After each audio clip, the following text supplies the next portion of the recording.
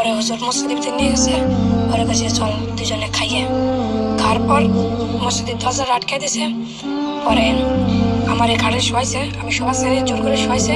ফরিদপুরের নগরকান্দায় ঘটে গেল এক চাঞ্চল্যকর ঘটনা। মাদ্রাসা শিক্ষার্থীকে বলাৎকারের চেষ্টার অভিযোগে গ্রেপ্তার হয়েছেন এক ইমাম। অভিযুক্তের নাম মাওলানা আলী হোসেন। তিনি দীর্ঘদিন ধরে নগরকান্দার ছাগলদি দরগাপিটা জামে মসজিদের ইমাম ছিলেন। স্থানীয়রা জানায়, সকালে শিক্ষার্থীকে ডেকে নিয়ে শোবার ঘরে আটকে রেখে বলাৎকারের চেষ্টা করে ইমাম আলী হোসেন। তারপর আমি আসলে নিউজটা দেখে হতবাক, কিন্তু চিন্তা করলাম যে এই মুরব্বিটাকে দেখা যাচ্ছে বয়স তো 70-এর কাছাকাছি বা এর উপরেও যাবে।